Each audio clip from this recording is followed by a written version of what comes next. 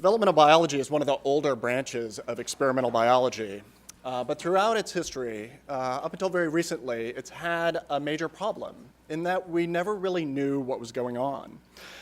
Careful observation of an embryo at successive time points over hours or days reveals dramatic changes that transform a single cell into an intact organism.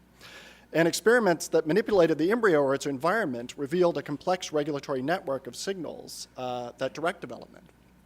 But these experiments really only scratch the surface. The constant change of the embryo makes experimental design, accurate recording, and communication of the complexity of the resulting observations difficult. In particular, while the embryo is constantly changing, it changes at a pace that's unfamiliar to us. Our interactions with our world occur on the orders of seconds or minutes, but we perceive anything slower as nearly permanent. Historically, developmental biologists relied on chemical fixation to stop development, careful drawing or photography to record our observations.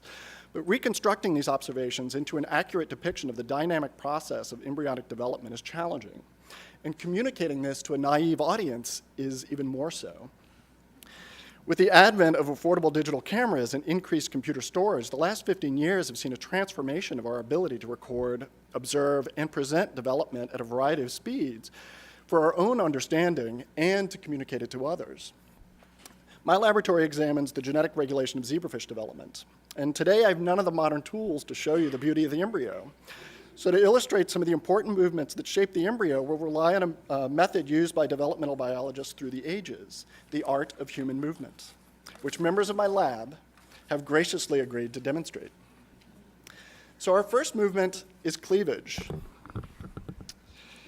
The zebrafish embryo begins as a large mass of yolk with a cytoplasm that will make the cells of the embryo evenly distributed through it. At the beginning of development, the cytoplasm streams to a single region of the surface of the yolk, and a large cell arises. From one cell, two form. From 4, 8.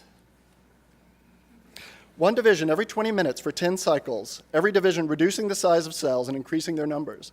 These divisions provide the material for subsequent development and lay the groundwork to make an embryo.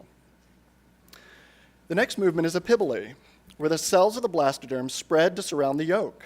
Our dancers now represent the yolk. The pile of cells on top of the yolk must rearrange to shape the embryo. Rearrange to shape the embryo.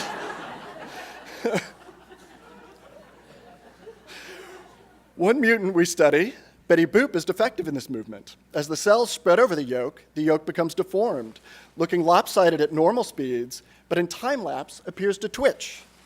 When the cells have covered half of the yolk, one big twitch, and the yolk ruptures.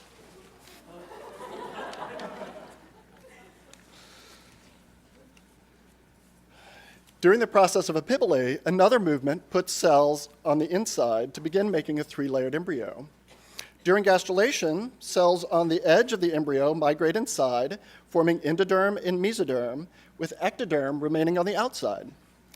These layers give rise to different organs: skin and nervous system from the ectoderm, intestines, liver, and pancreas from the endoderm, muscle, blood, and kidneys from the mesoderm. Convergence and extension. During gastrulation, the cells are initially distributed evenly around the embryo to form a dome. To position the embryo rudiment on one side, cells need to reorganize. Rather than moving exclusively independently, this reorganization is an emergent property of simple cell behaviors. As one cell migrates between its neighbors, it narrows the embryo and extends it, separating the head away from the tail. Neurulation. Our nascent embryo has one more movement to perform. The neural tube and spinal cord must form from the ectoderm located on the outside of the embryo. To make this tube, the outer surface must fold under the forming skin. In zebrafish, this occurs through infolding of the surface ectoderm and formation of a neural keel, followed by opening to form a tube. In frogs, chicken, and mice, the tube forms directly, with the edges folding up and touching at the midline. These different ways of making a tube most likely rely on different cell behaviors to form them, but the essential body plan is conserved. So our simple demonstration is a dim shadow of the beauty of development. It reflects the challenges abstracting the different movements to understand how they work together to shape the embryo.